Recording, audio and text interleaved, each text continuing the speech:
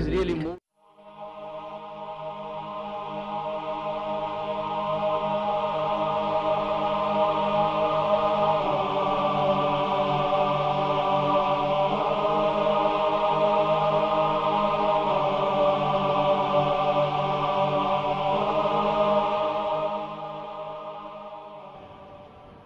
Assalamu alaikum wa rahmatullahi wa barakatuhu.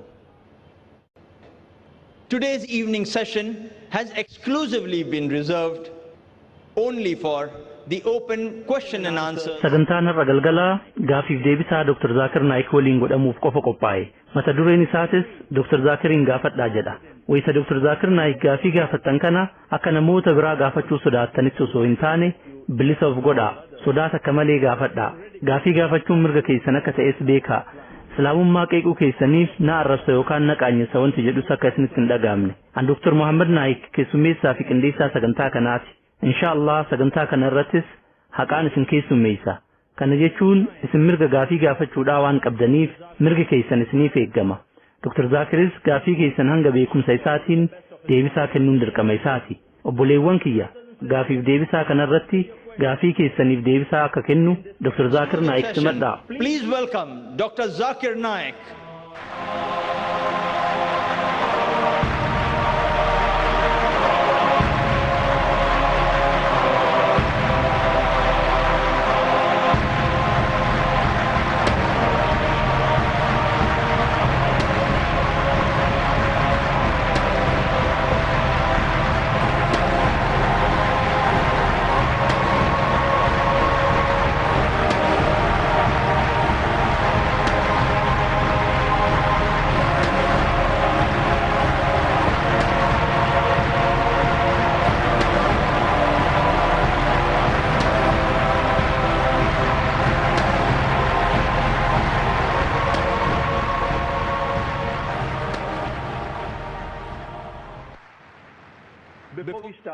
Gaafii fi deebii keenya jalqabuun dura uummanni bal'aan asitti walitti qabame kun seeraa fi heera sagantaa kana akka kabaju gaafachuu barbaada. Akka seeraa fi heera sagantaa gaafiif deebisaa kanaatti isin gaafii barbaaddan gaafachuun mirga qabdu. Gaafiin keessan gabaabaa fi ifa ta'uu qaba. Yeroo takkaan gaafii takka qofa gaafachuutu isiniif eeyyamama. Gaafii lammataa gaafachuu yoo barbaaddan hiriira duubatti deebitanii hanga carraan isin gahu eeguu qabdan. Galma kana keessa maayikiroofoonota 5 qopheessinee jirra. 3 warra dhiiraatiif yoo ta'u 2 ammoo dubartootaaf qophaa'e. Maayikiroofoonni tokko fuuldura warra dhiiraatti argama. 2 hafan ammoo gara duubaatiin argaman. Maayikiroofoona barbaaddan duuba dhaqxanii hiriiruu mirga qabdu. Dubartootaafis maayikiroofoona 2tu jira. Tokko durarraan tokko ammoo gama duubaatiin jira. Namoonni muslima hin ta'in gaafii dursanii akka gaafatan carraan ni kennamaaf. Yoo yeroon nuuf eeyyame ammoo muslimootaafis boodarratti carraan ni kennama. Namoonni maayikiroofoona bira dhaabbatanii haala kana mijeessanis haalli kun seeraan deemuu isaa mirkaneeffachuu qaban. Namoonni gaafii gaafattanis gaafii gaafachuu keessaniin dura maqaa fi dalagaa keessan sirriitti akka ibsitan barbaadama. Yoo san Dr. Zakir deebisaa isiniin madaalu isiniif kennuu danda'a. Sagantaa keenya jalqabuun duratti Dr. Zakir yaada gabaabduu daqiiqaa takkaa fi 2 hin caalle akka nuu kennu carraa isaaf kenna. Dr. Zakir Naik. Present his initial comments for 1 or 2 minutes before we start the session. Dr. Zakir Naik.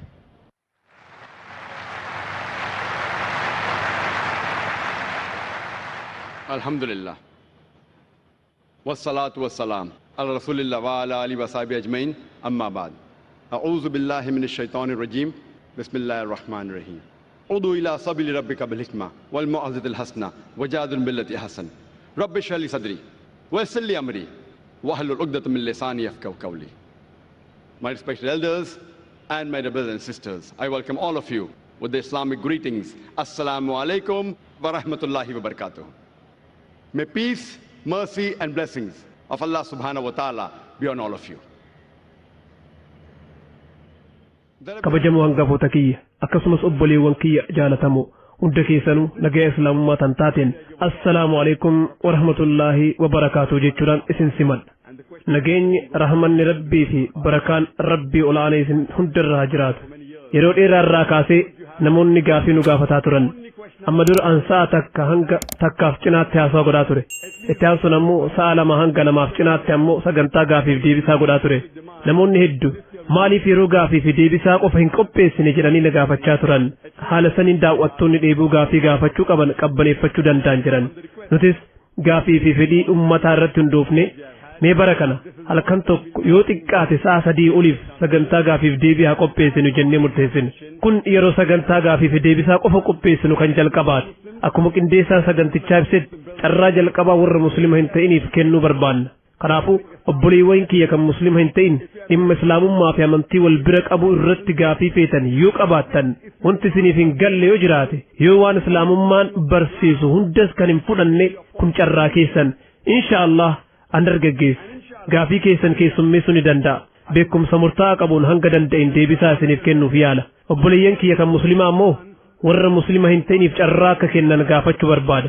Eega dheebuu isaanii qabbaneessineen booda warri muslimaatis akka gaafatan ni eeyyamna. Jazaakallah shukran. Namoonni gaafii gaafatan eega qophaa'anii gaafii fuudhuu eegalla. Maayikiin tokko fuuldurarra jira. Tokko jidduu tokko ammoo gama duubaa jira. Yoo isinitti mul'ateef tokkoffaa, lammaffaa, sadaffaa. Dubartootaaf ammoo tokko gama jidduutiin argama. Tokko ammoo gama mirgaatiin argama. Lameen isaaniituu fuuldurarraan argamu. Gaafii duraa maayikii gama bitaa jiru irraa jalqabna.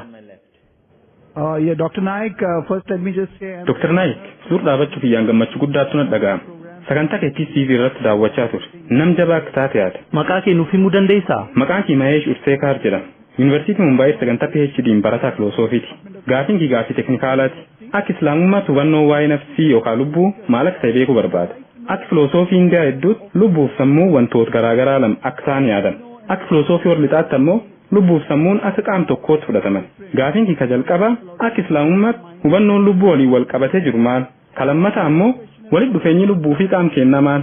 Akkuma beekamu eegaduun booda lubbuun qaama keenya keessa baati. Kanaafuu gaafiin kee kutaa lama qaba. Akka islaamummaatti hubannoon lubbuu maal? Akkasumas hidhanni qaama keenya waliin qabdu maali? Lammataa ammoo eegaduun booda maaltu nu mudataa jedhe. Galatoom. Question, what is the concept of the soul and how is it related to the body and what happens to it after death? Thank you. Gaafiin obboleessi Maheesh gaafate hubannoon islaamummaan waa'ee lubbuu irratti qabu maali? Walitti dhufeenyi lubbuu fi qaama jidduu jiru maali? Akkasumas eega duuneen booda lubbuu teenya wanti mudatu maali jedha. Akkas. Gaafiin isaa kan bu'uuraa isa kana. Lubbuun bu'uura qaama ilma namaati. Uumama Rabbii subhaanahu wa ta'ala hedduu kan dachii kanarra jiru irraa lubbuun uumama addaati. Akkasumas lubbuun bu'uura ilma namaati. Eega duuneen boodas wanti osoo hin jijjiiramin turu lubbuudha. Qabxii kana booda irra haasawa. Saayinsiin wal qabateem saayinsiin waa'ee lubbuun dubbanne. Saayinsiin sadarkaa bu'uurri lubbuudhaa eessaa ka'a jedhee himu irra hin geenye. Haa ta'u malee qorannooleen garaagaraa kana godhaman ni jiru. Fakkeenyaaf yeroo bineensonni biroo du'an akkuma du'aniin yeroo ulfaatina qaama isaanii madaallu. Ulfaatinni isaanii isa dura jiru irraa garaagarummaa hin qabu.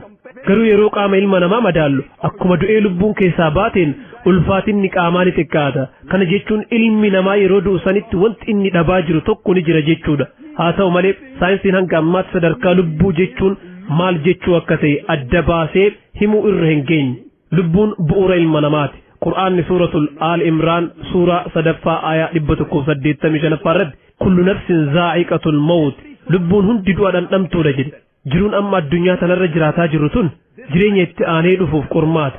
Rabbi Qur'aana keessatti suuratul Mulk suuraa 67ffaa aayaa 2ffaa irratti alladhii khalaqal mawta wal hayaata kamii keessantu dalagaa caaltuu hojjetaa isin qormaatuuf Rabbiin du'aa fi jireenya uume jedha. Kanaafuu jireenyi kun jireenya dhufu saniif qormaata. Lubbuun hundi du'a dhandhamtuudha. Namni tokko yeroo du'u lubbuun qaama isaa keessa hin jiraattu. Garuu guyyaa murtiisan yeroo du'arraa kaafamu dalagaa isaa kan kheyrii fi hamtuu irratti hundaa'ee mindaa isaa argata. Waan namichi addunyaa tanarratti dalagate irratti hundaa'ee jannata yookiin azaaba isa naqa.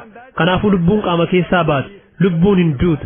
Yeroo qaamni namaa ciisu san du'a dhandhamti malee gabaabumatti nama jechuun yoo qaamaa fi lubbuun walitti dabalaman jechuudha. Lubbuun kophatti namaa miti. Qaamnis kophatti namaa miti. Garuu ganda irraa boodaa sanitti qaama haarawatu kennama. Lubbuun sanumatu deebi'a. Achi booda dalagaan nuti addunyaa irratti dalagne madaanamee azaaba yookiin jannata seenna jechuudha. Deebisaa siif kenne jedhee yaada. Lubbuuf sammuun tokkuma adda adda. Obboleessi lubbuu fi sammuun tokko jedhee gaafate. Lakki tokkoo miti. Sammuun waan hin mul'anne yookiin abstraakti wanta ta'e. Sammuun kee eessa jira jedhee yoo si gaafadde sammuun kiyya mataa kiyya keessatti argama jechuu dandeessa. Sammuun waan hin mul'anne yookiin waan abstraakti ta'e. Mind your own business akka jechuuti. Kanaaf sammuu yoo jennu namni waa'ee mataa yaaduu jalqaba. Garuu akkas jechuun sammuun mataa keessa jira jechuudha miti. Haa ta'u malee lubbuu fi sammuun garagara. Sammuun jecha waan hin mul'anne ittiin ibsuuf fayyadamne. Sammuun eessa akka kaayame ani hin beeku. haa ta'u malee yeroo waa'ee sammuu haasa'uu barbaannu hundi keenya mataa akka ta'e yaadna sammuun jecha waan hin mul'anne ittiin ibsuuf fayyadamnu deebisaa siif kenne jedhee yaada. Know where the mind is placed. But when we talk about the mind, normally we start thinking about the brain, but that's an abstract word. Hope that answers the question. Thank you. Hello, my name is Mahesh Mehta. Hello, Magangi, Mahesh Mehta jedhama. Anamman tana nama gada mujjummaarra jiru. Biyyoota Islaamaa 15 daawwadhee jira. Biyyoota Islaamaa hundattuu bakki salaataa kan dhiiraa fi shamarranii biyya hundattuu adda adda. Masjida Nabawii bakki salaataa kan dhiiraa fi dubartii gargari. Karbaalaa, Najaaf, Kadimeen, Saamraa bakki dhiiraa fi dubartiin itti salaattu adda adda.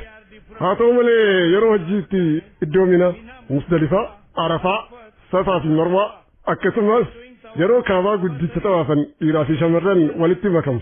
Masjida Sagraa fi Masjida Laqsaa kan magaalaa Quddusitti argamuttis dhiiraa fi shamarran walitti makamu. Sababni kanaa maali? Mr. Mahesh Mehta asked a good question. Obboleessi keenya Mahesh Mehtaa gaafii gaarii gaafate. Mahesh Mehtaa yeroo dheeraa irraa kaasnee isa beeknu. Gaafa IRF dhaabbate irraa kaasee isa beeknu. Maasha Allah inni nama muslima hin ta'in bara 1991 yeroo dalagaa tana jalqabnu irraa kaasee nama kaaseetta keenya fudhataa ture. Kaaseetta lakkoofsaan hedduu namni fudhatesis. Akkaan yaadutti namoota muslima ta'an hedduu caalaa namni kaaseetta keenya fudhates.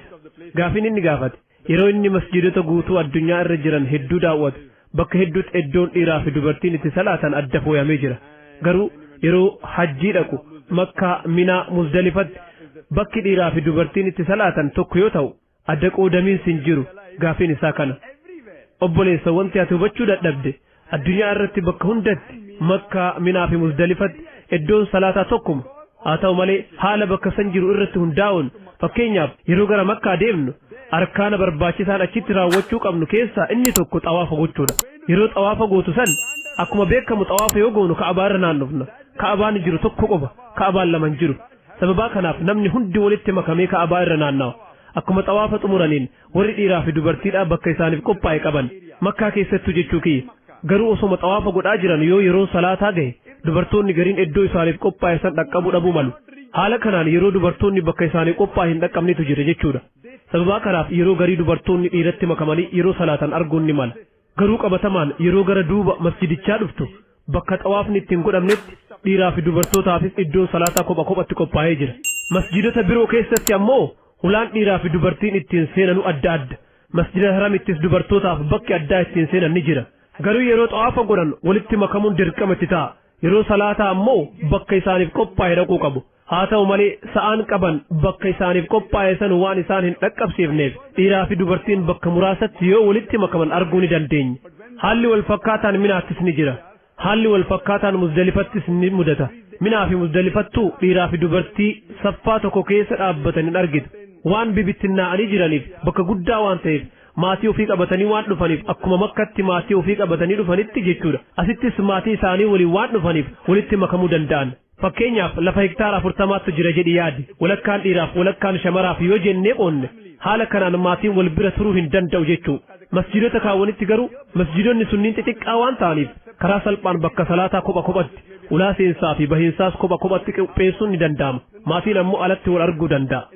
Muzdalifaa fi Arafaan lafa bal'aa hektaara hedduun lakkaa'amu waan ta'eef maatiin ammoo osoo adda hin faca'in hajjii gochuuf waan dhufeef Minaa, Muzdalifaa fi Arafaatti bakka tokko turu jechuudha. Garuu bakka sanittuu yeroo salaataa saffaa tokko keessa hin dhaabbatan bakka adda addaati. Garuu uummanni naannoo san jiru waan haalaan hedduu ta'eef waan adda qoodamanii jiran hin fakkaatu. Masjida Kheef jedhamu kan Minatti argamu osoo dhayte yookiin ammoo masjida Namraa Arafaatti argamu osoo dhayte dhiiraa fi dubartiif bakka adda addaatu jira. Akkuma masjidota kaawwanii jechuudha. Bakka bal'aa keessatti waan salaatamuuf maatiin walitti dhufuudhaaf ni rakkata. Saniin ala yeroo hunda dhiiraa fi dubartiin adda fooyamuu qabu. Adda fooyamuu qabu. Garuu kunuunsi argatan walqixa ta'uu qaba. Maaliif? Sababni isaa yoo akkas godhame hundi isaaniitu ibaadaa isaanii irratti qofa xiyyeeffachuu danda'u. Bakka san walitti makamiinsi saalaa hin jiraatu. Deebisaa siif kenne jedhee yaada obboleessa. Always men and women, they are supposed to be separate but equal facility. Why? The reason is so that they can concentrate on Allah subhanahu wa ta'ala better and there's no intermingling of sexes. Hope that answers the question, brother. Yes, brother. Obboleessa. Before posing my question, Gaafii kiyya dhiheessuun dura qopheessitoota sagantaa ajaa'ibaa fi guddaa kana dhiheessan galatoomfachuu barbaada. yeroon gara gaafii kiyyaa dhufu ijoollummaa fi dargaggummaa kiyya heddumminaan musliimoota waliin waanan dabarseef walitti dhufeenya hedduu musliimoota waliin qaba. Haa ta'u malee gaafiin tokko yeroo hunda anaaf ifa hin taane. Innis hiikaa Allah yookaan Rabbiiti. Sababni isaa akka sammuu kiyyaa fi akkaataa hiikaa hiriyoota kiyyaa kan muslimaatiin naaf kennametti hiikaa musliimoonni Rabbii isaaniitiif kennan hiikaa amantiiwwan biroo kennan balaaleeffatuu fi hiikaa amantiiwwan biroo kennan fudhatuu diduu of keessaa qaba. Hayyummaa kee bu'uura cimaa waan qabuuf sirraa dhimma kanarratti faayideeffachuu barbaada. Your scholarship is very profound. I would like to be benefited by it. Well, that's a very good question, very important question. That he wants to know one thing which has been always in his mind. Obboleessi keenya gaafii gaarii fi gaafii barbaachisaa ta'e gaafate. Innis waan tokko kan yeroo dheeraaf sammuu isaa keessa ture beekuu barbaada. Akka islaamummaatti hiikkaan Allah yookiin Rabbii maali? Akkasumas hiikkaan muslimtoonni Rabbiif kennan waan hedduuf keessatti qabata. Innis hiikkaa amantiiwwan biroo faalleessuu fi waan isaan jedhan mormuu kan jedhuuf keessaa qaba jedhe. Dhugumatti islaamummaa keessatti hiikkaan nuti Rabbiif kenninu waan Rabbi ta'e himuu fi waan Rabbi hin taanes himuuf keessaa qaba. Rabbi eenyu ta'uu isaa beekuudhaan cinatti waan Rabbi hin taanes beekuun barbaachisaadha. Haala kanaan namni tokko sobaan ka'ee abalu gooftaadha jedhe yoo haasawe hiikkaa san irratti hundooftee yaanni sun soba ta'uu isaa adda bayida. Gaaffii hiikkaan Allah yookiin Rabbi maali jedhuuf deebisaan quubsaan muslimni kamuu siif kennu Qur'aanarraa suuratul Ikhlaas suuraa 112 aayaa 1-4 kan jiru ta'a. Qul huwallahu ahad jedhi Rabbi tokkicha Allahu samad Rabbi irkoo nama hundaati lam yalid walam yulad hin dhalus hin dhalatus ولم يكن له كفوا أحد وانت سفقات تقول لين هنجرو كن هيك كاسر رافوري ربي كنا من قرآنك بجماعة سترجم كن بؤر أمانتيد نما نقوفتاد جديو فوامك أرماتو في هيك كان برباتي سارة قام هيك كاسر أفرن كنيني قوتو نتي مسلمتون أكا قوفتاد تفلتشو هندين إني درا قل هو الله أحد جد ربي توكيتشا الله الصمد ربي إركو نمهن داتي لم يلد ولم يولد هندلس هندلسوس ولم يكن له كفوا أحد وانت سفقات تقول لي نجرو فكينيا تكسني كنا نموتا بقوا راشنش قوفتار جناني أمانان تجرا يروغا في ديبي تقوتي وبوليس هندو تقو نتي وري هندو إني قوفتار انجنو نانجني أنا وري هندو بقوان قوفتار جنان انجني كاناني جدي نموني هدون بقوان راشنش قوفتار جنان جدي كنافو يوهيكا الله يوكين ربي همنو جيتشي سفال لسوس مالي فكا فيدم سيف إبسا ربي توكي جيتشون بوزيتيف يوكين كجيلا الله الصمد لم يلد ولم يولد هنتلتوس كن فالسودا يوكين فوجسودا مالف كان فيدمنا أما نما بقوان راشنش جرا مكانها قرمان جلقبا قل هو الله أحد جدي ربي توكيتشا هاي بقوان راشنش توكيتشا ilma namaa keessaa kan an gooftaadha jedhe isa qofa namoota dhibbaan lakkaawaman hedduutu an gooftaadha ofiin jedhan biyya teenya indiyaa kanatti namoota kumaatamaan lakkaawaman kan gooftaadha ofiin jedhantu jira namoonni kumaatamaan lakkaawaman gooftaadha ofiin jedhanii jiran kanaafuu inni tokkoo fi tokkichaa miti hordoftoonni bagwaan garuu lakki inni nama addaati jedhan hayyee gara qormaata itti aanu haa deemnu Allahu samad rabbi ol aanaa fi hirkoo nama hundaati rashnish ol aanaa fi hirkoo nama hundaati yeroo galmee seenaa isaa dubbisnu bagwaan rashnish dhukkuba asmiitiin qabamee rakkataa ture diabetes mellitus dhukkuba sukkaaraa chronic backache dhibee duydaa yeroo dheeraaf tureen qabamee rakkataa ture yaadame gooftaan asmii diabetes mellitus chronic backache dhukkuba jedhamuun qabamee rakkataa jira jedhuun akkamitti ta'a qormaanni sadaffaa lam yalid walam yulad hin dhalus hin dhalatus akkuma nuti beeknu bagwaan rashnish mahadar badashitti dhalate abbaa fi haadhas ni qaba bara 1981tti ameerikaa dhaqe iddoowwan ameerikaa kumaan lakkaawaman keessa deddeemee jira bulchiinsa Oregon keessatti wiirtuu isaa haaraw kan rashnish puram jedhamu bane yeroon booda mootummaan ameerikaa to'annaa jala oolchee mana hidhaatti isa galche rashnish mootummaan ameerikaa summii suuta nama ajjeesu naaf kenne jedhee dubbate yaadame gooftaan olaane summii suuta nama ajjeesu yeroo isaaf kennamu bara 1985tti mootummaan ameerikaa biyya keessaa saarinaan gara indiyaa deebi'ee magaalaa punaa dhaqe achittis wiirtuu isaa haaraw kan ammaan tana Osho commune jennee waamnu jalqabe arraan tana osoo Osho commune dhayxanii yeroo daawwattan bakka samaadii jedhamu iddoo eega inni du'een booda biyyeen qaama isaa gubame irraa hafe kaayame yoo dhayxan dhakaa isaa san irratti Osho bagwaan rashnish jechuudha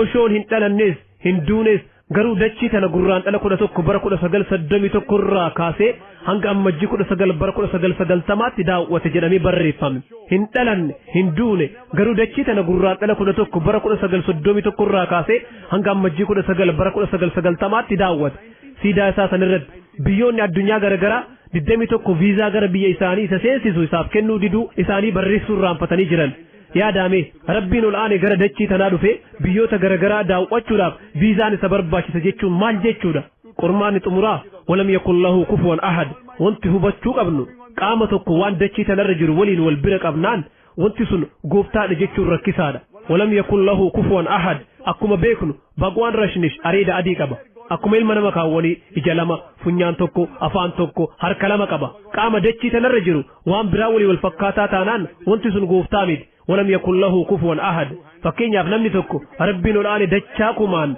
Arnold Schwarzenegger caala osoo jedhee maqaa Arnold Schwarzenegger dhagahuun ooltan namni kun maqaa nama jabaa dachii tanaa jedhamuun beekama Mr. Universe nama dachii tanarra jiru keessaa nama jabaa jedhamee beekama qaama tokko waan dachii tanarra jiru waliin wal fakkeessinaan Arnold Schwarzenegger ta'ee Dara Singh ta'ee King Kong harka kumaan caalee harka miliyoonaan caalee waan tokko waan dachii tanarra jiru wal fakkeessitee wal bira qabnaan wanti sun gooftaa miti walam yakun lahu kufuwan ahad obboleessa kun gabaabinaan hubannoo nuti waa'ee rabbii olaanee itti qabnuudha.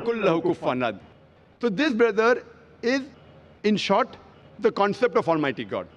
As far as the second part of the question is concerned, that why does it contradict with the concept of God in other religions? Gaafin kee kan lammataa hiikaan islaamummaan rabbiif kenne maaliif hiikaa amantii biraa faallessa jira gaafii kanarratti ati hubannoo dogongoraa tokko qabda hiikaan rabbii yookiin Allah amantii hunda keessatti wal faallessa jedhe kun hubannoo dogongoraati akkaataa namoonni amantii isaaniitti geggeeffatantu wal faallesse yoo jette walii galle garuu hiikaan kitaabban amantii keessatti barreeffame waliin faallesse akka carraa ta'e hordoftoonni amantiiwwan biroo hedduun isaanii kiristaanummaa ta'e hinduuzimii ta'e amantiiwwan birootis kitaabban amantii isaanii seeraan hin dubbisan akkaataa namoonni muslima hin ta'in amantii isaaniitti geggeeffatan yoo ilaallu dhuguma walitti bu'a jenna haa ta'u malee gara kitaabban amantii deebitee amantiin sun waa'ee rabbii maal akka jedhu hubachuu barbaadde karaan irra gaariin ati hordofuu qabdu kitaabni amantii sanii waa'ee gooftaa amantii sanii maal akka jedhu hubachuu qabda waa'ee gooftaa hubachuudhaaf waan hordoftoonni amantii sanii godhan ilaaltee hin murteessin waan kitaabni jedhu irratti xiyyeeffadhu fakkeenyaaf hubannoo gooftaa amantiin si qabu beekuu yoo barbaadde maddi gaariin siif jiru Guru Granth Sahibii fi Adi Granth dubbisuudha kitaaba Guru Granth Sahib mujallada jalqabaa boqonnaa jalqabaa lakkoofsi jalqabaa Jaapuuji jedhamuudhaan beekama wanti kitaabni sun jedhu gooftaan tokko inni dhugaa jedhamee waamama inni zalaalam jiraataadha jedhamee waamama inni jiraataadha inni gara laafaadha inni sodaa fi waa barbaadu irraa bilisa jedha sikizimni beeyta taanaan sikizim gooftaa tokkotti amana sanama gabbarutti namanu waan awtaar waadaa jedhamutti hin amanu gooftaan mul'atu omkaaraa jedhamuudhaan beekama kan hin mul'anne ammoo omkaaraa jedhama kitaabban sikizim yoo dubbiste sifa hedduu gooftaaf kennan ni argatte kitaaba sikizim yoo dubbistu gooftaan sattanaamaa jedhamee waamamee jira qulqulluu jechuudha kartaar jedhamee ni waamama uumaa jechuudha rahiim jedhamee waamamee jira gara laafaa jechuudha kariim jedhamee ni waamama arjaa jechuudha waahee guruu jedhamees ni waamama gooftaa dhugaa tokkicha jechuudha kanaafuu gara kitaabban amantiitti yoo deebitu hubannoon amantii islaamaa fi sik waa'ee rabbii irratti qaban wal fakkaataa akka ta'e hubatta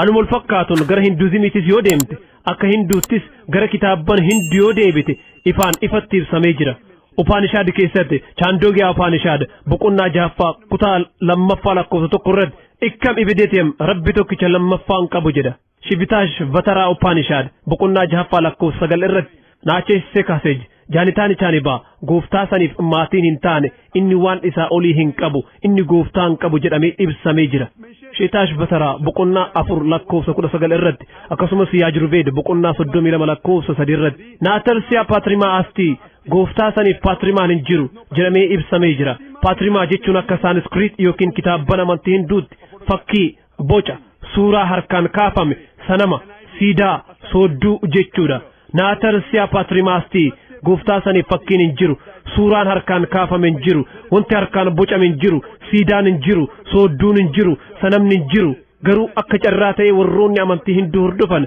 yeroo sanama gabbaran argita eenyutu qeeqamu qaba an dubbii tana veedaa irraa sitti himutti jira veedaan kitaabban amantii hinduu keessaa isa aangoo irra olaanaa qabudha haa ta'u malee yeroo ammaa kana warra hinduu kan sanama gabbaran arguun baramaa ta'ee jira maaliif sababni isaa hayyoonni hinduudha laali obboleessoo zaakir namoonni amantii kana sirriitti waan hin hubanneef yeroo sagadan xiyyeeffannaa akka qabaataniif jecha sanama nu barbaachise jiru garuu yeroo sodaan nuti gooftaa keenyaaf qabnu sadarkaa guddaa irra ga'e sanama nu barbaachisu jiru kanaaf anis hayyoota hinduudhaa nuti muslimtoonni sodaan rabbiif qabnu sadarkaa guddaa irra gahee jira jedhee itti hima.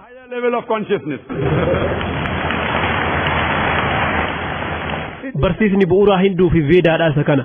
haa ta'u malee gareewwan hinduu keessaa tokko kan akka ariyaa samaaj ni jiru gareen kun sanama gabbaruu guutumaan guutitti dhorka haluma wal fakkaatuun yeroo gara kiristaanummaas dhayxee kitaaba isaanii dubbistu kitaabban isaaniitis sanama gabbaruu ni balaaleffatu haa ta'u malee warri kaatolikaa yeroo gooftaaf fakkii kaasan ni argita akkasumas Yesuus Kiristoos nageenyi rabbii isarra haa jiraatu gooftaadha jedhan yeroo kitaaba amantii kiristaanaa dubbistu wanti Yesuus barsiise kan macaafa keessa jiruu fi kan islaamummaa keessaa wal fakkaataadha haa ta'u malee warri kiristaanaa hedduun isaanii Yesuus Kiristoos aangoo rabbummaa qaba jedhanii dubbatu dhugaan jirtu garuu yeroo gara kitaabban amantii kiristaanaa deebitanii dubbistan bakkuma tokkotti jecha nama hin mamsiisneen bakki Yesuus Kiristoos arraba isaatiin ani rabbii keessanii ana gabbaraa jedheen jiru namni kiristaanaa tokko macaafa keessa jecha nama hin mamsiisne tokkoon jecha shakkiin qabne tokko macaafa guutuu keessa bakka Yesuus Kiristoos alayhi salaam arraba isaatiin ani rabbii keessan ana gabbaraa jedhe yoo natti mul'ise an arraan tana kiristaanummaa fudhachuudhaaf qophiidha. dhugaan jirti yoo macaafa dubbiste ifaan ifatti lafa kaa'amee jira wangeela Yohaannis boqonnaa 4:28 irratti Yesuus Kiristoos alayhi salaam abbaan kiyya na caala jedhe wangeela Yohaannis boqonnaa 10:29 irratti abbaan kiyya hunda caala wangeela Maatiyus boqonnaa 10:28 irratti hafuura rabbiitiin shayxaana baas wangeela Luqaas boqonnaa 11:20 irratti anquba waaqayyootiin shayxaana baas wangeela Yohaannis boqonnaa 5:30 irratti an ofii kiyyaa waan takkallee dalaguun danda'u waan dhagaheen murteen tiyyasta haqaat an fedhinnaa kiyyan barbaadu fedhinnaa abbaa kiyyaate malee jedhe namni fedhinnaa tiyya osoo hin taane fedhinnaa rabbii ol aanee qofa barbaada jedhe muslima kanaafuu Yesuus Kiristoos alayhi salaam muslima inni an rabbii ofiin hin jenne kitaaba hojii ergamtoota boqonnaa 2:22 irratti isin yaa warra Israa'el dubbii kana dhagayaa waaqayyo harka Yesuus nama Naazreet kanaan hojii aangoo isaa dinqiidhaa fi milikkita garagaraa kan isin beektan isin jidduutti hojjechuu isaatiin fudhatamaa isa godhe waaqayyo harka Yesuus nama Naazreet kanaan hojii aangoo isaa dinqiidhaa fi milikkita garagaraa kan isin beektan isin jidduutti hojjechuu isaatiin fudhatamaa isa godhe kanaafuu macaafa yoo dubbistu Yahudaanis taate Kiristaan akka kitaaba isaaniitti gooftaa tokkotti aman inni fakkiin qabu kitaaba Deuteronomy seera keessa deebii boqonnaa 5:7-9 irratti waaqayyo ol kan biraa tokkollee hin qabatin bifa qirixame wanta waaqa irra jiru kan lafarra jiru yookaan kan bishaan keessa lafa jala jiru fakkeenyaan tolfatin ati bifa fakkeenyaa kanaaf hin sagadin isaafis hin hojjetin ani waaqayyo gooftaan kee waaqayyo hinaafaadha jedha deebisaasiif kenne jedhee amana. guddaan si galatoomfadha akkuma atuu jette hiikkaan nuti rabbiif qabnu kan siksiin keessa jiru isa islaamummaa keessa jiru waluma fakkaataadha. Gaafii taanu maayikii dhiiraa kan jidduu jiru irraa fudhanna maayikii kana lakkoofsa 2 jennee waamna kun lakkoofsa 1 inni jidduu irraa 2 kan duubaan jiru ammoo lakkoofsa 3 kan dubartoota ammoo isa qajeelana duratti argamu lakkoofsa 1 jennee waamna kan gara margaa jiru ammoo lakkoofsa 2 hayyee maayikii warra dhiiraa lakkoofsa 2 irraa gaafii fudhanna. Hayyoo obboleessa. One on the side and little on the rear. That's mic number 2 for the ladies section. Yes, may we have the question on mic number 2, gents middle. Yes, brother. Yeah. My name is Arjun J. Maqaan kiyya Arjun J. jedhama. Umriin kiyyalleen 19. Namoonni garaagaraa beekumsi isaan amantii irratti qaban alallaafadha. Amantii isaanii dhawaataan hubataa deemu. Namoonni gariin ammoo hubannoon amantaa isaanii irratti qaban akkaan guddaa. Akka naf fakkaatutti musliimoonni hedduun amantii isaanii algaariin hubatanii jiru. Islaamummaan amantii hordoftoonni isaa hubannoo gaariin hordofanii jechuudha. Amantii biroo yoo laallu garuu hordoftoonni amantichaa akkuma kutaa jalqabaa jiraniiti. Musliimoon garuu akkuma kutaa 9 jiruuti. Kanaafuu islaamummaan amantii namoota hubannoon amantaa isaanii sadarkaa guddaa argateef qofaaf malu yoo jedhe sirrii jira. Well, that's a very good question. That when we compare all the religions. Obboleessi gaafii gaarii gaafate yeroo amantiiwwan wal bira qabnu islaamummaan sadarkaa guddaa irra jira. Fakkeenyaaf akkuma mana barumsaa amantiiwwan biroo sadarkaa oolmaa daa'immanii yookiin kutaa 1ffaa irra jiran islaamummaan ammoo kutaa 9ffaa fi 10 akkasumas sadarkaa guddaa irra jira dubbiin isaa kun sirriidha waan ati jetteen walii gala cinaa waan ati jettee sirraa fudha cinaa ammoo sirraan fudha islaamummaan warra hubannoo amantii isaanii sadarkaa guddaa irra jiruuf ta'a kan jedhu dubbii sirriiti sirraa fudha haa ta'u malee namni hubannoon amantii isaa laaftuu ta'e islaamummaa keessa seenuu hin danda'u jechuu miti dubbii tana sirraan fudhu dubbii tanaan waliin galu sababni isaa namni mana barumsaa afaan ingiliffaa seenu hundi wanti inni jalqaba baratu tartiiba qubeeti namni wahii mana barumsaa afaan ingiliffaatiin barsiifamu seenaa jira jedhi yaadi wanti namni sun narsarii irratti baratu ABCD ta'a sirriidhaami kanaafuu islaamummaa keessatti namni tokko hubannoo amantii isaa sadarkaa guddaa irra yoo jiraachuus baate wanti inni jalqaba hordofuu qabu tawhiida wanti ABCD jedhamee afaan ingiliffaa keessatti barsiifamu tawhiida amantiiwwan hunda keessatti barsiifamu wal fakkaataadha tawhiida jechuun rabbii tokkichatti amanuudha gaafii duratti obboleessi na gaafatiif deebisaa yeroo deebisu wanti aan ibse sunniin bu'uura amantiiti bu'uurri amantii sun ammoo amantii hunda keessatti ibsamee jira haa ta'u malee akka carraa ta'e namoonni hoggantoota amantii ta'an hordoftoonni amantichaa bu'uura amantii sanii akka beekan hin fedhan sababni isaa namoonni yoo bu'uura amantii san hordofan hoggantoota kanniin hoo eenyutu hordofa yoo namni hundi rabbi gabbaruu jalqabe hoggantoonni amantii kunniin faayidaa dhaban wanti jidduu seenee namootaa fi rabbi wal qunnamsiisu jedhamu islaamummaa keessatti hin barbaadamu amantiiwwan hafan kaawwan keessatti qaama jidduu ta'ee wal qunnamsiisutu barbaadama punditoota qeessota guruuwwan jechuudha akka islaamummaatti ammoo sihii fi gooftaa keettu waliin haasawa kanaafuu amantiiwwan hundi dhaamsi isaanii kan bu'uuraa wal fakkaataadha sunis waan islaamummaa keessa jiru haa ta'u malee akka carraa ta'ee hoggantoonni amantiidhaa hordoftoonni isaanii waan kan akka beekan hin fedhan waan san akka hin argine jalaa dhoysan sababni isaa yoo mana barumsaa bu'uuraa kana seenan fedhinnaa isaanii rabbii isaaniitiif kennan fedhinnaa isaanii rabbiif kennan jechaan muslima ta'an jechuudha namoonni jidduu ta'an kunniin dalagaa isaanii dhaban suuqii isaanii cufuun dirqamatti ta'a sababni isaa kana saniin ala kitaabban amantii hundi jijjiiramni garagaraa keessatti raawwatamus rabbiin ol aane ilma namaa hundaaf amantii tokko qofa kenne jedhanii barsiisu haa ta'u malee adaduma yeroon deemuun kitaabban amantiitis jijjiiramuu danda'an eega kitaabban amantii jijjiiramaniin boodas wanti itti dabalamu jiraatus wanti keessaa hir'ifamu jiraatus barreeffamoota xixiqqoo kitaabban sanniin keessatti hafan keessatti dhaamsa tawhiidaa argatta rabbi tokkicha sanama gabbaruun dhoorkaadha rabbi qofa gabbarta kan jedhu ni argatta tarii jechoonni walitti bu'an kan biraatis jiraachuu danda'u garuu yoo dhugaa barbaadde ni argatta jiraachuu gooftaa yoo beeyte kaayyoon jireenya keetii maal akka ta'e hubatta itti aansuun wanti jalqabaa bu'uurri barsiisa amantiiwwan hundaa rabbii tokkichatti amanuu fi isa qofa gabbaruu akka ta'e hubatta kanaafuu namni amantii isaatiin laafina qabu akkuma rabbii isaa galatoonfachuu jalqabeen fedhinnaa isaatiin rabbii isaatiif kenna namni fedhinnaa isaa rabbiif kenne ammoo muslim jedhamee waamama deebisaasiif kenne jedhee amana. He submits his will and a person who submits his will is called as a Muslim. Hope that's I am from Karnataka. I'm bakka Karnataka Public Jamurra Hindu. Maqaan kiyya Join Jaaf jedhama. Dalagaan kiyya hoogganaa dhaabbata dawaa raabsuuti. Gaafiin kiyya namoonni du'an eessa jiran? Maaltu isaan mudate? Galatoon. Whether ask the question, where are the dead people and what has happened to them? Obboleessi warri du'e eessa jira? Maaltu isaan mudate jedhee gaafate.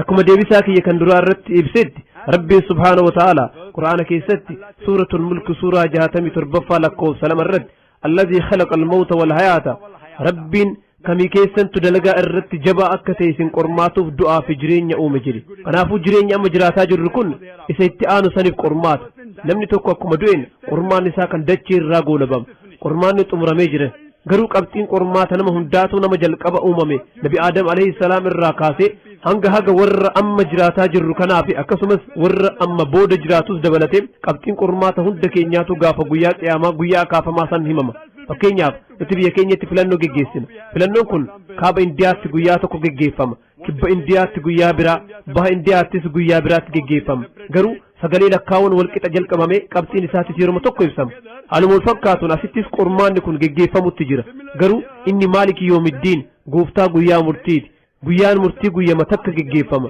inni kitaaba qaba kamtu sirriidha kamtu hamtuu dalage wanti jedhamu waluma bira dhihaata kana booda dalagaa toltuu fi dalagaa hamtuu ati dalagde irratti hundaa'uun gara jannataa yookiin ammoo gara azaabaa deemti hundi keenyaa ni kaafamna ammaan tana warri du'e hirriba keessa jira hirriba keessa jiru jechuun du'aniiran jechuudha garuu ni kaafamu rabbiin ol aane guyyaa qiyaamaa lubbuu yeroo lammaffaatiif isaanitti deebisa kanaaf hundi keenyaa ni kaafamna rabbi waa'ee guyyaa qiyaamaatis yoo haasa'u namni tokkollee murtee haqaatan guyyaa qiyaamaa san hin mormu jedhe sababni isaa waa'ee keenya irratti qaamni keenya hundi nurratti ragaa ba'a ijji teenya nurratti ragaa baate harki keenyas ragaa ba'a kanaaf warri ajaja rabbii hordofuu dhiisee azaabatti darbatamus murtee haqaa rabbii hin morman carraa biraa takka nuuf kenni jedhanii isa gaafatan innis amma yeroon darbee jira isaaniin jedha qormaanni xumuramee jira kanaafuu guyyaa qiyaama hunduu ni kaafama dalagaa toltuu fi hamtuu irratti hundaa'uun qormaata san darbu yookiin ammoo kufuu dandeetti saniinis gara jannataa yookiin gara azaabaa deemti deebisaa siif kenne jedhee amane.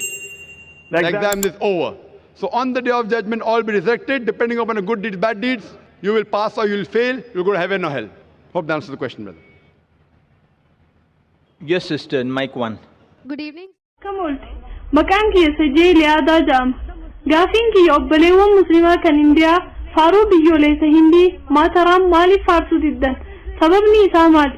Jechuun kiyya wandee Maataraam sabboonummaa Indiyaa leellisa malee amantii waliin walitti dhufeenya hin qabu. Nationalist and doesn't have a religious identity. Obboleessa sagantaa kaleessaa irratti argamtee jirta? Lakki hin jiru. Sababni isaa gaafiin kun kaleessaas obboleettii biraatiin gaafatamee ture. Egaa kaleessaas hin jiraatini deebisaa kiyya irra deebi'ee sitti hima. Gaafiin obboleettiin gaafatte muslimtoonni wandee Maataram jechuu faarsuu maaliif didan? Gaafii kanaaf deebisaa kennuu kiyyaan duratti warri hinduutuu silaa faarsuu diduu qaban. Ana kana sitti himuu barbaada. Sababni isaa faaruun kun kitaabban amantii waliin walitti bu'a.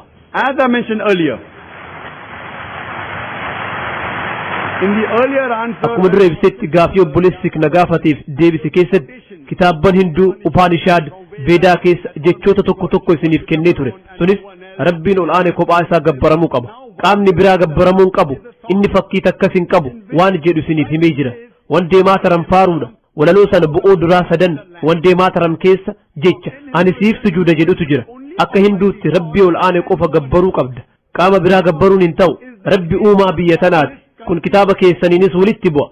Amantiin hinduu amantii sanama gabbaruu balaaleffatu. Amantiin hinduu rabbi qofaaf sujuuduu qabda jedha. Qaama biraatiif sujuuduun hin ta'u. Isa qofa gabbaruu qabda. Qaama biraa gabbaruun hin ta'u. Muslimaan malettuu faaruun kun kitaabban amantii hinduutiin walitti bu'a. It goes against the Hindu scriptures. You ask any Hindu scholar, if you ask a layman or a laywoman, nama waa'ee kitaabaa hin beekne yoo gaafatte faaruun kun kitaaba amantii isaaniitiin walitti bu'uu isaa beekuu dhabuu danda'a. Waa'ee sabboonummaatiin wal qabatee deebisaa isaa booda siif hima.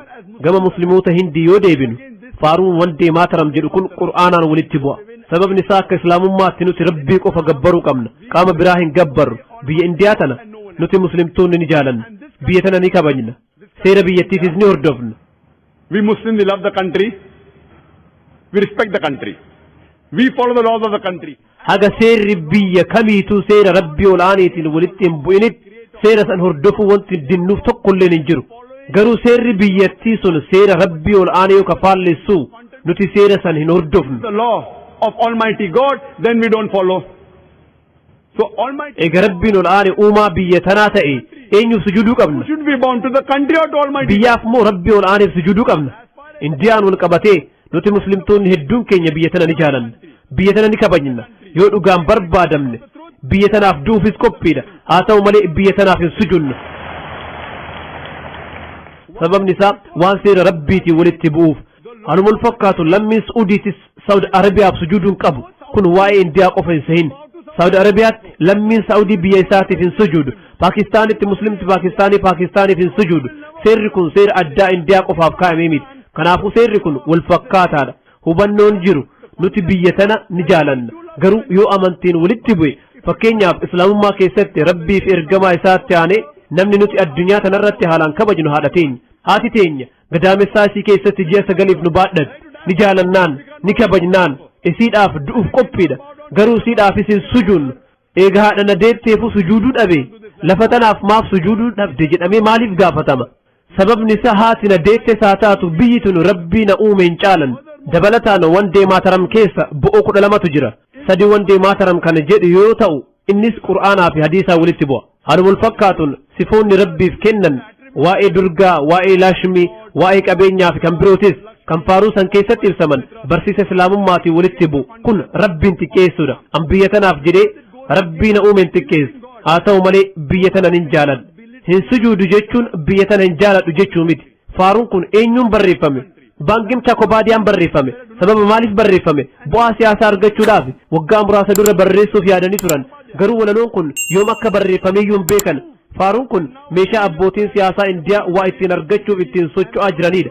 Garuu abbootiin siyaasaa Hinduu kun faayidaa siyaasaa argachuuf jecha sochii godhaa jiran kanaan kitaabban isaanii waliin walitti bu'aa jiraachuu isaanii hin hubanne. Deebisaa siif kenne jedhee amana. Making a political issue.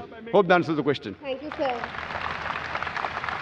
We'll allow 2 questions at that mic because Hayyoo obboleetti fufi jalqaba dubartiin takka ni gaafatti itti aansuudhaan dubartiin biraa itti fuftee gaafatti. sister after that can ask the second question.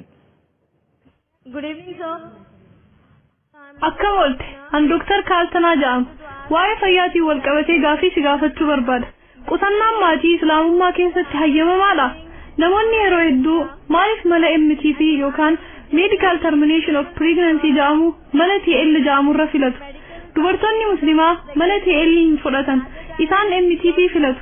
Sababni kanaa maali? It's difficult to convince them. For a TL, it's very easy for them to do a MTP. Why is it so? Sister being a medical doctor, she has given some short forms, MTP, TL. Obboleettiin teenya doktora meedikaalaati. Jechoota fayyaa muraasa MTP, TL jedhu nuuf ibsitee jirti. Namoota asitti argaman hedduuf jechoonni kunniin ulfaatoodha. Garuu ani doktora meedikaalaa waan ta'eef hiikkaa isaan hin beeku. Obboleettiin gaafiin isin gaafate Islaamummaan waa'ee qusannaa maatii irratti yaadni qabu maali jedha. Dubartoota Muslimaa MTP akka fudhatan amansiisuun maaf salphaa ta'e, TL akka fudhatan gochuu hoo maaf ulfaata.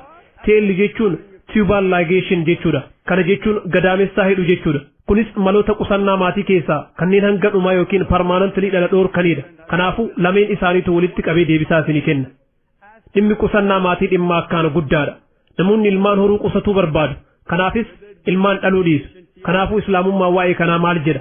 Qusannaa maatiitiin wal qabatee maloonni waan kanaaf tajaajilan kanneen guutumatti yookiin permanently dhala dhoorkan kanneen akka tubal ligation yookiin TL, vasektomii, ujummoo dhiiraa kan sanyii dhiiraa keessa deemu muruu yookiin hidhuu, maloota akkanaa kan guutumatti yookiin permanently dhala dhoorkan fayyadamuun Islaamummaa keessatti dhoorkaadha. Kan lammataa immoo ulfa garaa baasuu yookiin MTPdha.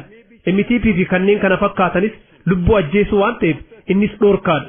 Yoo lubbuu haadhaatiif rakkoo ta'e malee, yoo lubbuun haadhaa rakkoo keessa seente tarii isin cesarean section hedduu amma dura fayyadamuu dandeetti. Jechuunis yaala baqaysanii hodhuutiin dhaluu dandeessi. Yoo doktorri dubartiin tun amma dura yeroo 4 fi 5 opereeshiniin dhaltee jirti. Amma booda ulfaayuun jireenya isiitiif rakkisaadha yoo jedhe yookiin ammoo yoo isin rakkoo onnee qabaate ulfa san baadhattee deemuu yoo kan dandeenye haala kana keessatti shari'aan Islaamaa waan guddaa dhabuurra waan xiqqaa dhabuu wayya jedha. Lubbuun haadha sanii lubbuuf dura gara dachii tanaa dhufuuf deemu irra gatii guddaa qaba. Kanaafuu yoo haala kana keessa jiraanne maloonni ittisa dhalaa kunniin akka filmaata xumuraatti dalagaa irra ooluu ni danda'u. Maloonni guutumatti dhala dhoorkan kanneen akka tubal ligation, vasectomy, MTP yookiin medical termination of pregnancy kunniin hundi yoo fakkeenya olitti ibse mudate qofa dalagaa irra oolan. Haala biraa keessatti ni eeyyamaman. Maloonni kunniin maaliif dhoorkaman? Qur'aan ifaan ifatti suuratul An'aam suuraa 6 aayaa 151 irratti ilmaan keessan sodaa beelaatiif jecha ajjeesinaa nutu isinii fi isaanis soora. Dhaamsuma kana suuraa Israa suuraa 17 aayaa 31 irratti irra deebi'ee jira. Ilmaan keessanis sodaa hiyyummaatiif jecha ajjeesinaa isaaniif isinis nutu soora jedhe. Kanaafuu ilmaan ofii ajjeesuun badii guddaadha. Haala kana irratti yoo hundoofne ilma namaa kamuu ajjeesuun dhoorkaadha. Lubbuun uf dura gara dachii tanaa dhufuuf deemtus akka lubbuutti lakkaa'amti. Ilma namaa sadarkaa kamuu keessa jiru ajjeesuun dhoorkaadha. Kanaafuu ilmaan ofii ajjeesuun badii guddaadha. Haala kana irratti yoo hundoofne ilma namaa kamuu ajjeesuun dhoorkaadha. Lubbuun uf dura gara dachii tanaa dhufuuf deemtus akka lubbuutti lakkaa'amti. Ilma namaa sadarkaa kamuu keessa jiru ajjeesuun dhoorkaadha. Maloota yeroof dhala dhoorkan yookiin temporaariin wal qabatee hayyoota Islaamaa bira garaagarummaa yaadaattu jira. Malli duraa fi inni namni hedduun fayyadamu kooppartii yookiin gadaamessaa keessa sibiila xiqqoo qubeetii fakkaatu kaayuu jedhama. Yeroo ammana barumsaa jiru kooppartiin mala dubartiin akka hin ulfoofne godhu keessaa isa tokko jedhanii nu barsiisan. Haa ta'u malee mala kooppartii keessatti wanti raawwatamu waan biraati. Dura sanyii dhiiraa fi killeen walitti makamee zaayigootiin uumama. Garuu wanti malli kooppartii dalagu zaayigootii uumame kana akka gadaamessaa haadhaatti hin maxxane dhoorkuudha. Kanaafuu malli kunis maluma ulfa garaa baasuu keessaa mana ulfa ganamaan garaa baasuuti yookiin early abortion keessatti ramadama. Haala kanaan muslimtoota waa'ee kooppartii beekaniifuu mala kana fayyadamuun dhoorkaadha. Maloota biroo kanneen akka koondoomii fayyadamuutis ta'e mala biraa irratti garaagarummaa yaadaattu jira. Yeroo tokko sahaabaan tokko gara Rasuulaa sallallahu alaihi wasallam dhaqee an uzzi gochuu barbaada jedhe. Kana jechuun yeroo walqunnamtii saalaa raawwatan sanyii ofii qaama haadha warra isaa keessatti akka hin jinne godhuu jechuudha. Yeroo kana ergamaan Rabbi sallallahu alaihi wasallam ni cal'isan. Namoonni maloonni yeroof dhala dhoorkan ni eeyyamamu jedhan. Ergamaan Rabbi waan cal'isaniif heeyyamanii jiran jechuudha jedhan. Gareen biraa ammoo nabiyyiin cal'isanii jiran homaa heeyyama hin kennine kanaafuu dhoorkaadha jedhan. Yaada garagaraattu jira. kanaafuu an uf duuba deebi'ee waan kana ilaaluu qaba namni tokko maaliif qusannaa maatii fayyadamuu barbaade kan jedhu gaafii kiyya kan ijoo ta'a doktorri tokko namni tokko yoo dhukkuba boowwootiin qabame aspiriin yookiin paarastaamoolii isaa kenna dawaaleen kunniin wantoota dhukkuba san fayyisanii miti akka namni sun yeroof dhukkubni sun ittiin dhagahamne gochuudha kun ammoo fayyisuu miti wal'aansi gaariin ati dhukkubsataa saniif gootu jarmi akka isa dhukkubu godhe san ajjeesuudha kanaafuu namoonni garagaraa kunniin maatii isaanii maaf qusachuu barbaadan waan jedhu hubachuun barbaachisaadha sababni isin qabdan kan garagaraatis haa ta'u sababoota kanniin gareewwan gurguddaa lamatti adda qoonna gareen duraa hiyyummaa sodaata ani hiyyeessa maatii hedduu yoo qabaadhe anu waan argadhe nyaatumaaf dhugaatitti fixaa jira yoo ijoollee hedduu hore ammoo anuu ni du'a jira gareen biraa ammoo dureeyyiidha an rakkoo maallaqaan qabu garuu ilma kiyya doktora godhuu barbaada ilma kiyya injinara godhuu barbaada sababa kanaaf maatii kiyya qusadhe ilma kiyya haala gaarii keessatti guddisa jira insha Allah rakkoo tanniin lameenuu irraa haasoyna rakkoo duraatiin wal qabatee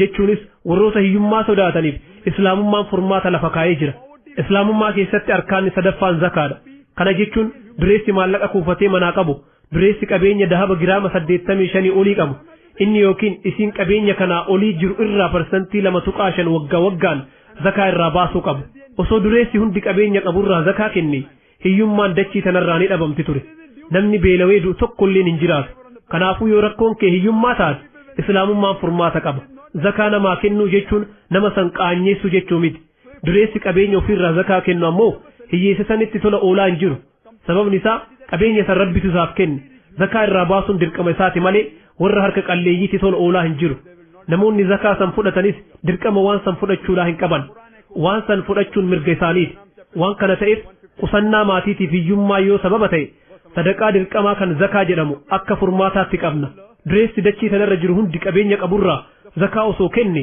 hiyyummaan dachii tanarraa ni baddi namni sababa hongeetiif du'u tokkolleen hin jiraatu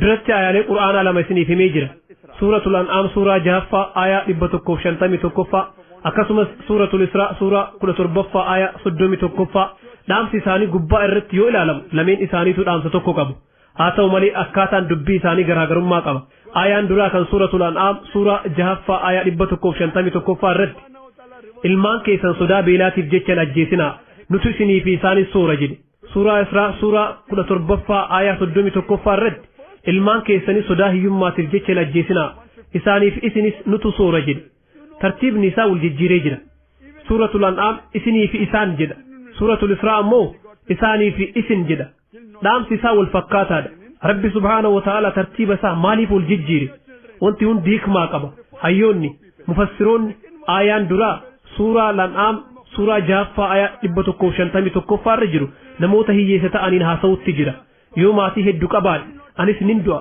ijoolleen tiyyas ni dhumti warra jedhaniin haasawaa jira kanaaf rabbiin ol aane kun isin hin cinqin ilmaan keessan beelaaf jechan ajjeesinaa isinii fi ijoollee keessanis kan sooru Allahaadha jedha aayaan duraa kun warra harka qalleeyyii ta'aniin haasawutti jira aayaan lammataa ammoo dureeyyii ilaallata an rakkoo maallaqaa takkallee hin qabu yoo jidduu ijoollee adda faffageesse ijoollee xiqqoo qofa qabaadha kanaafuu haala gaarii keessatti isaan guddisee doktoraaf injinara isaan godha jedhan rabbi ammoo ilmaan keessan hiyyummaa sodaa hin ajjeesinaa rabbitu ijoollee keessanii fi isinis soora jedhe tartiibni isaa jijjiiramee jira kanaafuu namoota dureeyyii ta'aniif furmaanni jiru maali kun garee lammaffaati hubannoof akka isiniif ta'u an maatii keenya keessaa ilma shanaffaati osoo abbaa fi haati tiyya qusannaa maatii fayyadamanii an har'aas hin jiraadhu ture. Do you think I'm a boon or a bane for society? An hawaasa kanaaf faayidaadha moo miidhaadha jettanii yaaddu hawaasa tokko keessatti hojiin akkaan kabajamaa fi filatamaan doktorummaadha wanti doktora caalu hin jiru alhamdulillah ilma shanaffaa ta'ee dhaladhus doktora meedikaalaa ta'uu danda'ee jira haa ta'u malee duraan ilma namaa tajaajiluuf doktora meedikaalaa ta'e dalagaa biraa gaarii kan qalbii namaa ittiin wal'aanu argadhee jennaan dalagaa tiyya jijjiire rabbi subhaanahu wa ta'ala suuratul fussilat suuraa 41ffaa aayaa 33ffaa irratti nama gara rabbii waamee fi hojii gaggaarii hojjetee an muslimtoota irraa jedhe caala namni jecha bareedu eenyu jedhe yeroo dalagaa bareedduu sana argadhu doktora qaamaa irraa gara doktora qalbii jijjiirame osoo doktora qaamaa ta'e nama muraasa qofatu gara kiyya dhufa garuu waan doktora qalbii ta'eef namoonni kumaatamaan lakkaawaman kunniin asitti argamaniiran waan an doktora qaamaa irraa gara doktora qalbii jijjiirameef as dhufan wanti isin gaafachuu barbaadu ammaatii kiyyaaf ilma shanaffaati an hawaasa kanaaf faayidaadha moo miidhaadha namoonni hubannoo dogoggoraa qaban yoo ijoollee xiqqoo qabaatte jidduu isaanii adda faffageessuun haala gaariin isaan guddisuu dandeessa jedhan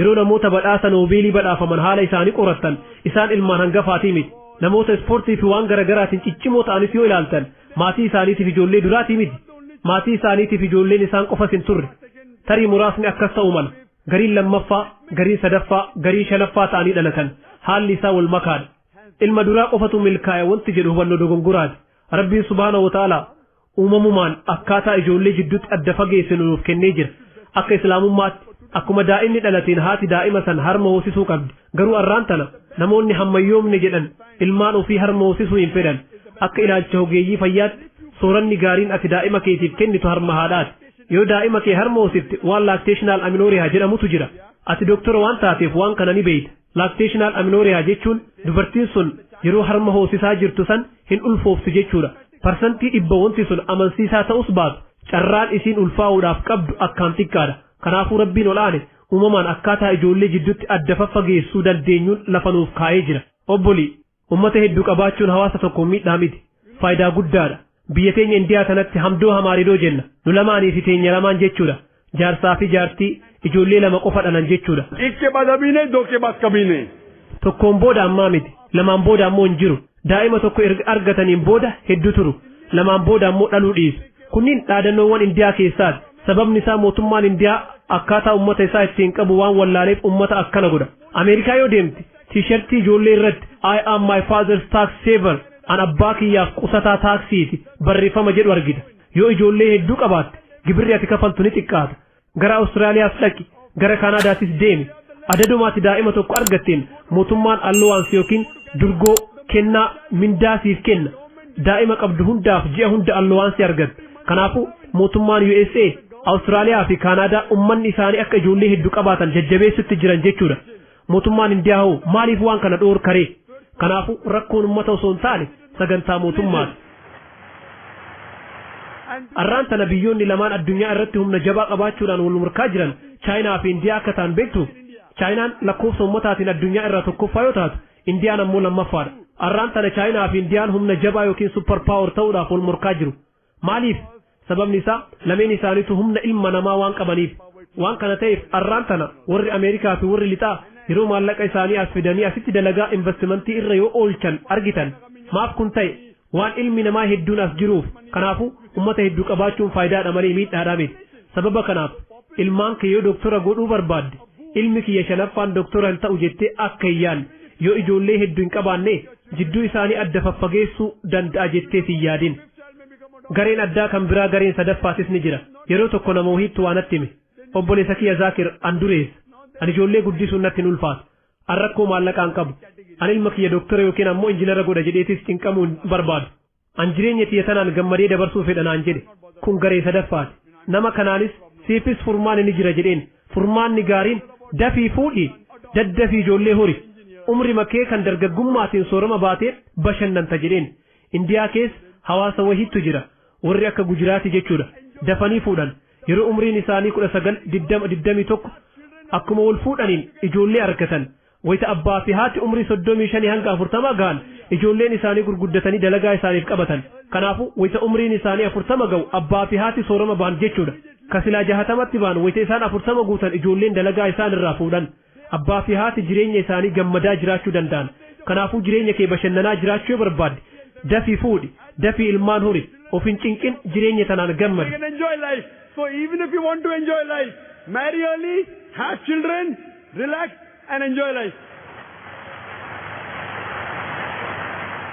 kanaafuu akka dhuunfaa kiyyaatti qusannaa maatiitiin wal qabatee an hayyoota kannii waliin jira rabbi subhaanahu wa ta'ala qur'aana keessatti suuratul aali imraan suuraa 3ffaa aayaa 54ffaa irratti isaanis tooftaa baasan rabbillee tooftaa baase rabbi ammoo irra caalaa warra tooftaa baasuuti jedha yoo isin maatii keenyaaf anatu karoora baasa ka jettan ta'e mirga keessan an garuu karoora hunda rabbii kiyyatti kennee jira inni ammoo irra caalaa karoorsaati deebisaa siif kenne jedhee amana hedduu galatoon Sisters, they are requested if you have any Toni gaafii specific barbaadan question. gaafachuu ni dandeettu.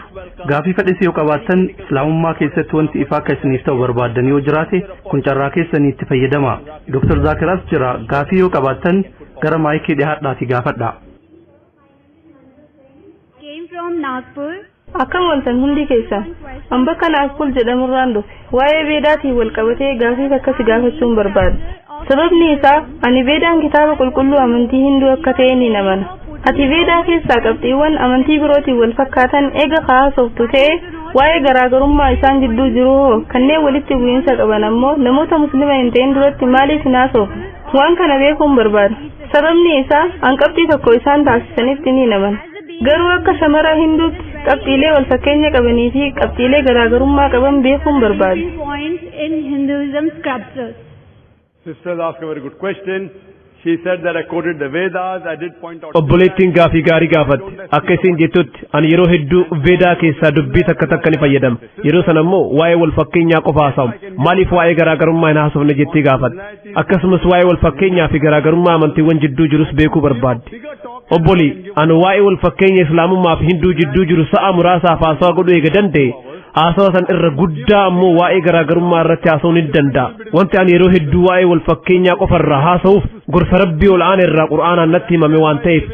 Rabbiin subhaanahu wa ta'ala Qur'aana keessatti suuratul Aali Imraan suuraa 3ffaa aaya 64ffaa irratti qul yaa ahlal kitaabi jedhi yaa ummata kitaabaa ta'aalaw ilaa kalimatin sawaa'in baynanaa wa baynakum gara dubbiinuu fi isin jidduu jirtuu koottaa dubbiin duraa sun maali? Allah na'budu illa Allah rabbii qofa malee waan biraa hin gabbarru kan jedhu walaa nushrika bihi shay'a isatti waan takkallee hin qindeessinu walaa yattakhidha ba'dunaa ba'dan arbaaban min duunillah rabbii tokkicha malee uumama keessaa waan takkallee akka gooftaatti hin qaban fa in tawallaw yoo didanii deebi'an faquulu shahadu jedhaa ragaa bahaa bi'annaa muslimuun nuti muslima fe'innaa keenya rabbiif kennine akka taane. Ayaan Qur'aanaa kun akkaataa nuti namoota garagaraa waliin ittiin haasa'uu qabnu nutti agarsiisa. Gara dubbiinuuf isin jidduu jirtuu koottaa jedha. Dubbiin sun kami? Dubbiin akkaan barbaachisaan kami? Allah na'budu illa Allah nuti rabbii ol aane malee kan biraa hin gabbarru kan jedhu. Obboli waa'ee garaagarummaa haasa'u akkaan dheeraa haasa'uun hin danda'a. Garuu faayidaan isaa jidduu keenyatti wal dhabdee uumuu qofa. Amilee namoota miidhuu danda'a. Sababa kanaaf waa'ee garaagarummaa yeroo wal mormii qofa haasofne yoo wal mormii qabaanne fakkeenyaaf annama Dr. William Campbell jedhamu waliin wal mormii ture. Haasawaa san dhageeffattee jirta? By the name of Dr. William Campbell. You've heard that talk, sister? Eeyyeen viidiyoolee kee argeen jira. Viidiyoon kun waa'ee garaagarummaa kiristaanummaa fi islaamummaa irraa haasawa. Sababni nuti haasawa san gooneef isatu Qur'aana keessa dogongoroonni saayinsii 30tu jira jedhee barreesse. Eega inni kitaaba san barreesseen booda waggaa 8tiif namni deebisaa isaaf kenne hin jiru. Kitaabni isaa Ameerikaa keessatti akkaan gurgurame. Sababa kanaaf barattoonni Ameerikaa keessa jiran waamicha naaf godhan. Mata dureen isaas Qur'aanaa fi macaafa ija saayinsiitiin yoo madaallu jedha. Waan inni dogongora Qur'aanaati jedhee haasayu hundaaf deebisaa kennee jira. Anammoo macaafa keessaa dogoggora 38 kan saayinsii walitti bu'u isaaf dhiheesse. Inni garuu tokkoofillee deebisaa kennuu hin dandeenye. Kanaafuu ani yoo wal mormii qabaanne waa'ee garaagarummaan hin haasawa. Yoo nama Hinduu tokko kan Veedaan guutumaan guututti saayinsii wal sima jedhu waliin wal morme an deebisaa isaa kennuu hin danda'a. Haa ta'u malee ayyoo waa'ee garaagarummaa haasa'e tarii ati mufachuu dandeetti. Kanaafuu ati hubannoon ati waa'ee amantii qabdu jabaa ta'e dhuftee IRF itti gaafii kee yoo dhiyeeffatte deebisaa siif kennuu ni dandeenya. Garuu an bakka namni hedduu walitti qabametti waa'ee garaagarummaa haasa'uu hin barbaadu. Yoo namni na dirqamsiise malee garuu kana jechuun garaagarummaan akka jiru hin beeknu jechuu miti. Wanti an sitti himuu barbaadu eega wantoota isaa wal fakkeessu beekne wantoota tokko nu taasisan san qabannee haa hordofnu. Kanaafuu an wanti namootaan jedhu wantoota Veedaa macaafaa fi Qur'aanaa wal fakkeessan qabannee jala haa deemnu. Tarii kitaabban kanneen hunda keessa inni tokko kan Rabbiiti jennee haa amannu. Warri Hinduu Veedaan dubbii Rabbiiti jedhan, kiristaanonni macaafni dubbii Waaqaati jedhan, muslimtoonni Qur'aanni kalaama Rabbiiti jedhan. Wanti ani isaaniin jedhu qabxii namni hunduu irratti walii galuu danda'u qabannee haa hordofnu. Yoo Veedaa macaafa qulqulluu kitaaba Yihuudootaa Talmuudii fi Qur'aana qorannee wantoota isaa wal fakkeessu barbaanne waan tokko arganna. Innis Rabbi tokkicha akka ta'e dubbatu. Kitaabban kunniin hundi ergamaan xumuraa fi goolabbii Nabi Muhammad sallallahu alaihi wasallam akka ta'an dubbatu. Kanaafuu obboli ati maaliif Rabbi tokkichatti hin amanne? Gaafii jedhu si gaafachuu barbaada. Obboli gaafii si gaafachuu barbaada. Rabbi tokkichatti amantaa? An gooftaa tokkichatti ni amana. Obboli nabiyyiin xumuraa fi goolabbii Nabi Muhammad sallallahu alaihi wasallam akka ta'e amantaa? Just because I am asking you. Gaaficha wanti si gaafadheef Qur'aanaa fi Veedaa hubatuun waan natti ulfaateef. Kitaaba kamtu gara Rabbii na keessa kan jedhu beekuunis hedduu natti ulfaatee jira. Jechuun kitaaba kamtu akka Rabbi gabbaruu na taasisa kan jedhu beekuu hin dandeenye. Obboli viidiyoo kiyya kan waa'ee wal fakkeenya Islaamummaa fi Hinduu haasa'u yookiin ammoo viidiyoo waa'ee Muhammad sallallahu alaihi wasallam kitaabban amantii hinduu keessatti jiru dhageeffattee jirta? Eeyyeen dhageeffadheen jira. Kitaabni amantii keessan nabiyyiin xumuraa fi goolabbii nabi Muhammad sallallahu alaihi wasallam ta'uu isaanii akka dubbatu beekta? Eeyyeen. Sanni beekta? Eeyyeen. Kanaafuu nabi Muhammad sallallahu alaihi wasallam ergamaa rabbii ta'uu isaa amantaa? Eeyyeen sirritti. Ni amantaa? Eeyyeen. So if you believe Rabbi tokko ta'uu isaa eega amante sanama gabbaruun dhoorkaa akka ta'e eega amante akkasumas nabi Muhammad sallallahu alaihi wasallam ergamaa ta'uu isaanii eega amante afaan arabaatiin nama akkanaa kana muslim jennee waamna.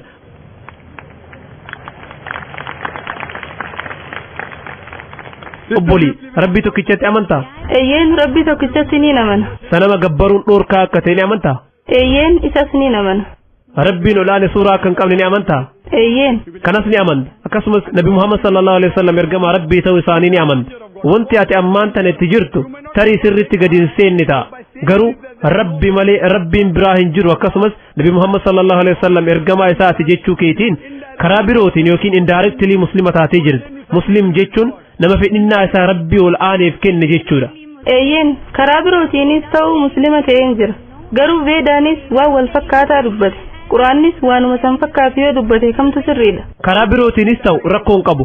Kallattiinis ta'uu baatu haalaan sisiman. Obboli kallattiinis ta'e kallattiin alas sisiman. now you know what is coming. Ammaan tana isa kamtu wal fakkaataadha kan jedhu beektee jirti. Kanaafuu kitaabni kee veedaan nabiyyiin xumuraa fi goolabbii nabi Muhammad sallallahu alaihi wasallam waan jedheef nabiyyii san yoo hordofte nabi Muhammad sallallahu alaihi wasallam hordofuu keetiin veedaa karaa birootiin hordofutti jirta jechuudha. Kanaafuu wanti itti aanu waan nabi Muhammad sallallahu alaihi wasallam jedhan adda baafachuu qabda. Itti aansuun hadiisa dubbisuu qabda. Suutuma suutaan amma oolmaa daa'immanii gad aanaa irra jirta. Itti aansuun oolmaa daa'immanii jiddu galeessaa, itti aansuun oolmaa daa'immanii ol aanaa, itti aansuun sadarkaa duraa, achiin sadarkaa ol aanaa seenta. Wanti ani beekuu barbaadu kutaa gad aanaa kanatti galmooftee jirtaa? Muslima ta'uu keetii walii galtaa? Muslim jechaan nama fedhinnaa isaa yookiin isii rabbii ol aaneef kenne jechuudha. Namni rabbii tokkichatti amane yookaan amante muslima jedhamee yookaan jedhamtee waamamuun maaliif barbaachise? Eeyyen maaliif muslim jechuun nama fedhinnaa isaa rabbiif kenne jechuudha. Fedhinnaa kee rabbii ol aaneef kennuu kan kee qabxiin mul'isu rabbi tokkicha ta'uu amanuu keeti. Sanama gabbaruun dhoorkaa akka ta'e beekuu keeti. Akkasumas nabi Muhammad sallallahu alaihi wasallam ergamaa ta'uu isaanii amanuudha. Yoo dubbii tana jette fedhinnaa kee rabbiif kennuuf walii galtee jirte jechuudha. San booda yeroo xiqqoo sitti fudhachuu danda'a. Sadarkaa duraa suutuma suutaan waan sirraa barbaachisu barachaa deemti.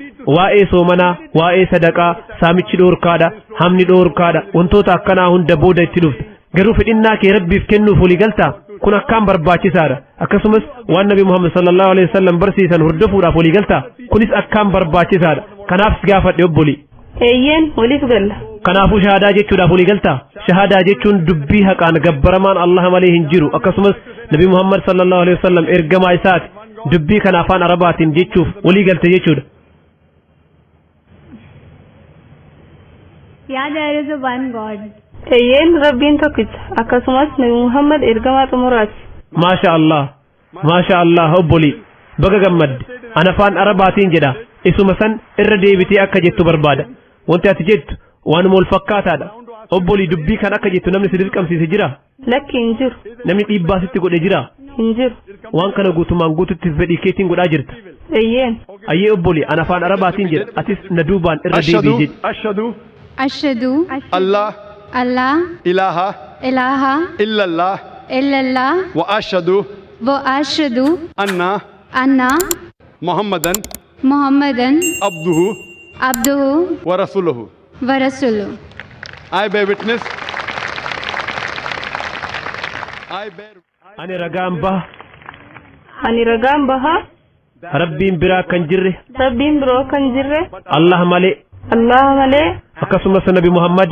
Akkasumas nabi Muhammad. Sallallahu alaihi wasallam. Sallallahu alaihi wasallam. Gabrichaa fi. Gabrichaa fi. Ergama Allahaati. Ergama Allahaati. MashaAllah. Thank you. Obbolii baga gammaddee siin jechuu barbaada. Amma gurmuu islaamummaa seentee jirti. Inshaallah beekumsa dabalataa argachuuf gara sadarkaa itti aanuu cehuuf sadarkaa lammaffaa sadarkaa sadaffaatti cehuuf dubartoota IRF keessa hojjetan waliin walitti dhihaadha. Si gargaaruun nuuf gammachuu guddaadha. Waa'ee quraanaatiin wal qabatee waa'ee islaamummaa irratti gaafii yoo qabaatte gaafii kee haalaan sirraa fuuna. Yoo hinduizimii irrattis gaafii qabaatte kan biraatis yoo jiraate haalaan si siman. Rabbiin olaane jannata isaa akka sii hiru sii kadha. Galatoom. question would be from this mic, but before that, may I just mention a point? We have some sisters, what I realize in the mic, they come after some time. I would encourage some of our volunteers to kindly see that those who are interested in putting... Gaaficha aanu maayikii kanarraa fuuna. Garuu san dura waan takka isiniif ibsuu barbaada. Dubartoota turtii muraasa booda gara maayikii dhufan argee jira. Dubartoota gaafii gaafachuudhaaf gara maayikii dhufan hamilee gaariin simanna. Garuu kanneen maayikiidhaan gaafachuu hin barbaanne gaafii keessan waraqaa irratti barreessitanii warra keessummeessitti kennuu dandeettu. Gara dhiiraatiinis ta'ee gara dubartiitiin namoonni hayyamamaa ta'an kan waan kana dalagan ni jiru. Gaafii keessan gammachuudhaan isiniif dubbisu. Nuti maqoo namaa eeguu ni barbaanna. Inshaallah. Gaafii itti aanu obboleessa maayikii lakkoofsa tokko bira jirurraa fuuna. अस्सलाम वालेकुम जाकिर साहब, मेरा नाम दिलीप त्रिवेदी है, मैं मुंबई से हूँ। मैं इस्लाम के बारे में जानकारी नहीं रखता था, लेकिन मेरे एक मित्र है सिकंदर भाई और आयशा बहन, उन्होंने मुझे कुरान दी और मैंने 1 महीने तक लगातार गुजराती में उसको पढ़ा तो मैं काफ़ी इम्प्रेस हो गया। फिर हमारे सिकंदर भाई ने मुझे काफ़ी कैसेट्स वगैरह सुनाई, उससे मैं काफ़ी इम्प्रेस हुआ और मुझे खुशी हुई कि इस्लाम के बारे में जो सनातन सत्य है, जो तत्व ज्ञान है, वो मुझे मिला। और आपसे मैं चाहता हूँ कि कलमा पढ़ना चाहता हूँ।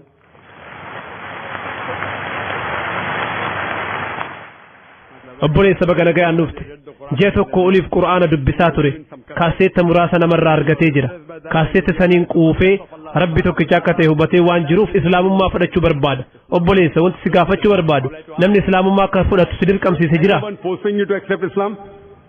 कौन आप पे जबरदस्ती कर रहा है? नहीं। आप अपने दिल से कबूल करना चाहते हैं? इस्लामुम्मा फीडी केtiin fudhachuu barbaada? माशाअल्लाह। मैं आपको कहूंगा अरबी में, आप उसको दोहराइए इंशाअल्लाह। अशहदु अशहदु अल्लाह अल्लाह इलाहा इलाहा इल्लल्लाह इल्लल्लाह व अशहदु अन्ना अल्लाह मुहम्मदन अब्दुहु व रसूलुहु माशाअल्लाह। मैं शहादत देता हूँ कि अल्लाह के सिवा कोई माबूद नहीं और मोहम्मद सल्लल्लाहु अलैहि वसल्लम उसके बंदे और पैगंबर है माशाअल्लाह। obboleessi islaamummaa fudhatee jira और मैं अल्लाह सुब्हानहू तआला से दुआ करता हूँ कि अल्लाह सुब्हानहू तआला आपकी जिद्दोजहद को कबूल फरमाएं और आपके मेहनत को कबूल फरमाएं। और इंशाअल्लाह आप इस्लाम के बारे में अगर कोई ज़्यादा जानकारी चाहते हैं तो आप इंशाअल्लाह IRF के टच में रह सकते हैं और कुछ भी आपको सवालात है इस्लाम के बारे में तो आप ईमेल पे पूछ सकते हैं, खुद भी आ सकते हैं। डोंगरी पे हमारा इदारा है और मैं अल्लाह से दुआ करूंगा कि अल्लाह ताला इंशाअल्लाह आपको जन्नत नसीब फरमाए। एक गुजारिश है आपसे जी हम कि कोई अच्छा सा नाम मुझे दे। obboleessi keenya maqaa gaarii akka isaaf eeru na gaafate maqaan gaariin an amma yaadaa jiru the name that I can think जो मेरे दिमाग में अभी आ रहा है वो है बिलाल। तो आप इंशाल्लाह अपने आप को बिलाल कह सकते। तमाम भाई बहनों से मेरी गुजारिश है कि मेरे लिए दुआ करें। obboleeyyan dhiiraa fi dubaraa kan asitti argamanii fi kan Peace TV'n daawwachaa jiran du'aa'ii akka isaaf godhan gaafataa jira. Nama miliyoona 100 lakkaa'amutu ilaalaa jira. Kanaafuu namoota asitti argamtanis ta'e kanneen Peace TV'n daawwachaa jirtan obboleessa keenya kanaaf du'aa'ii godhaa. Rabbi subhaanahu wa ta'ala jannata siif haa hiru. Thank you.